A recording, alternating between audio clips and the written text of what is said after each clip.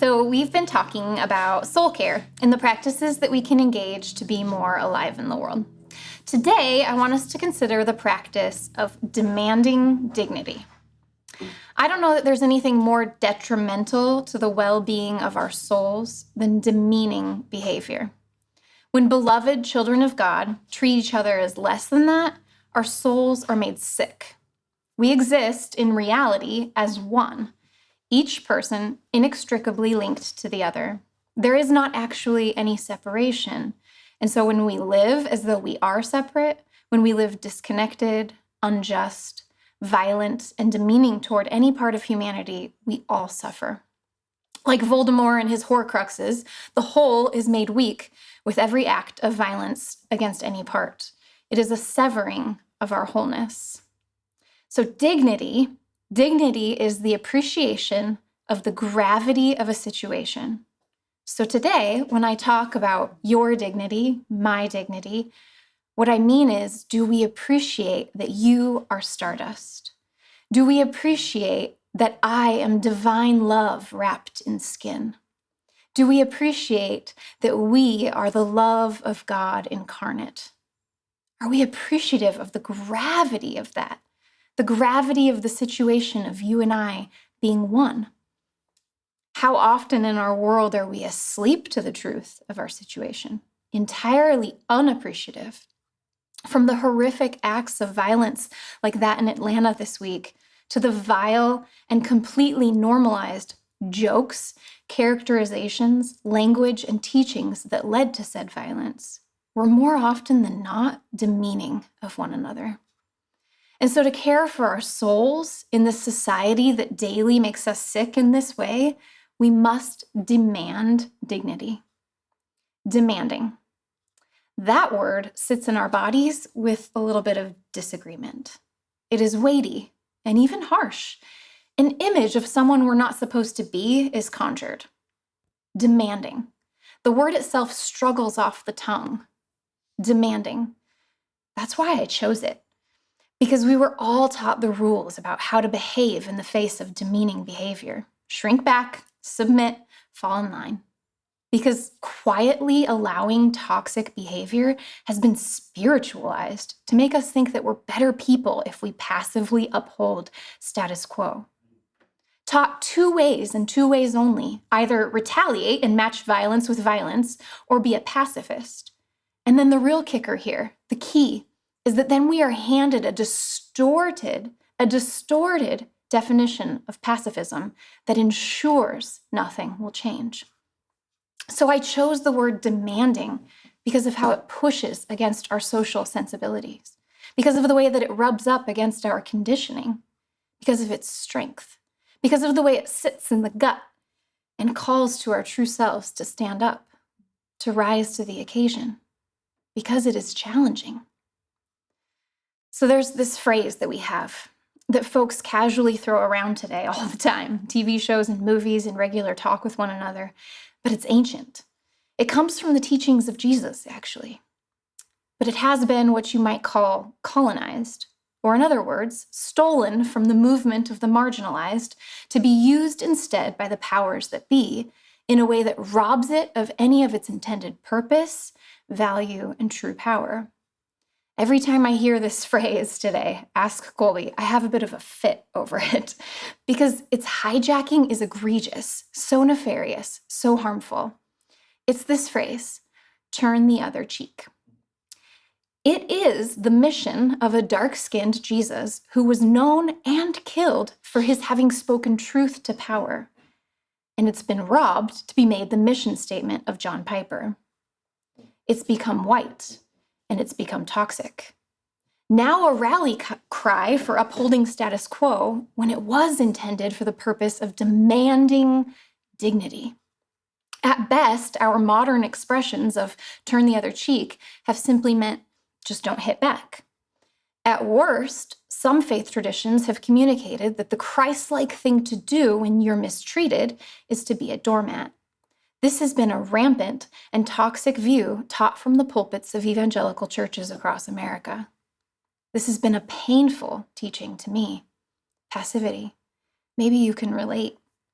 For me, this message sounded like you need to just keep serving and serving in the face of being treated like less, in the face of demeaning behavior.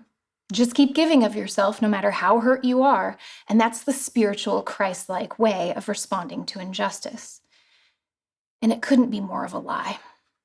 Through the teachings of scholars like N.T. Wright and Walter Wink, I learned that when Jesus first uttered the phrase, "turn the other cheek," that Jesus is oddly specific. The right cheek.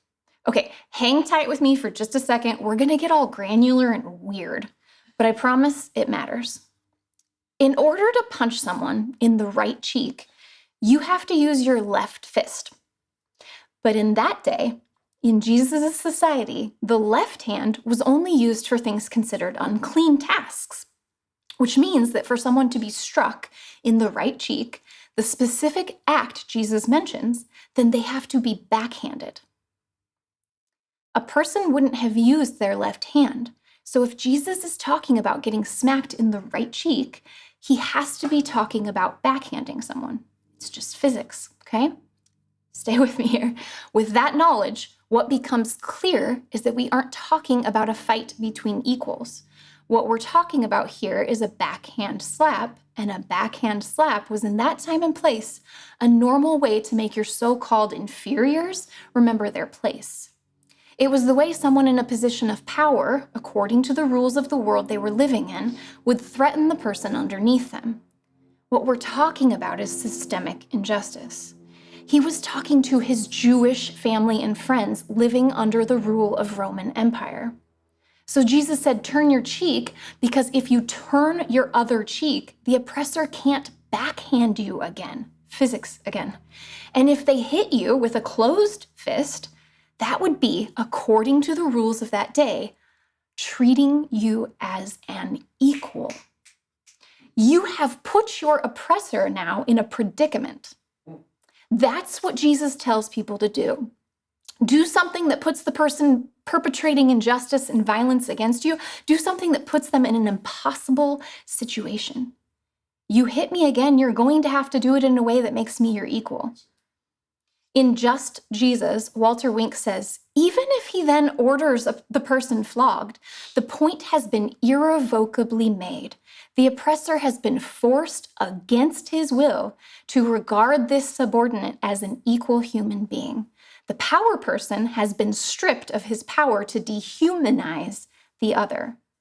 This response, far from admonishing passivity and cowardice, is an act of defiance. How far this is from the passive reaction taught by the churches. To turn the other cheek is to demand dignity. It is to ensure that all parties involved are fully appreciative of the gravity of the situation. To passively allow demeaning behavior, to allow violence, that is not nonviolent. To do nothing about violence is not nonviolent. True nonviolence is demanding dignity. It's rising up to ensure we appreciate the gravity of our child of God, beloved stardust identity. Pacifists are not passive. It was turning the other cheek when Malala got on that bus and went to school anyway, saying, no, you won't tell me that I'm less than, that I somehow don't deserve the same education as the boys around me. That is the kind of story we should see in the world and say, oh, she turned the other cheek. That was demanding dignity. To be demanding in this way is holistic spirituality. There isn't anything more honoring or Christ-like or more spiritual than that. To appreciate the gravity of our human situation, that we are love and we are loved, and to act like it. This example situation Jesus gave of the turning of the cheek, it sat couched in rapid-fire list of ways to respond to demeaning behavior. Go the extra mile. If your shirt is taken, give also your cloak. I can tell y'all about the weird ways that was also Jesus demanding dignity. Each example, a brilliant, creative, active way to ensure that all parties involved are being made explicitly aware of the full humanity of the other. Jesus is saying, whatever the situation, and in any way which people are participating in demeaning behavior, demand dignity. So maybe for us today, maybe there's a way in which we've been experiencing demeaning behavior. And this week, maybe we could be open to what it might look like to demand dignity for yourself or for another. Demanding dignity today might look like walking away from a relationship. It might look like holding firm boundaries. Demanding dignity today might look like editing our vocabulary. It might look like showing up in Facebook comments with sharp wit and even some snark. Demanding dignity today might look like deleting Facebook from our phones. Demanding dignity might look like marching, calling, voting, leaving, staying, taking on new roles, quitting old ones. Whatever the situation, when we face demeaning behavior, our identity as loved children of God calls us to rise up in boldness. It is not honoring to the God who breathed life into us to suffer demeaning behavior with silent passivity. To demand dignity is to do whatever you can, wherever you can, to ensure that we're appreciating the gravity of the situation of our humanity.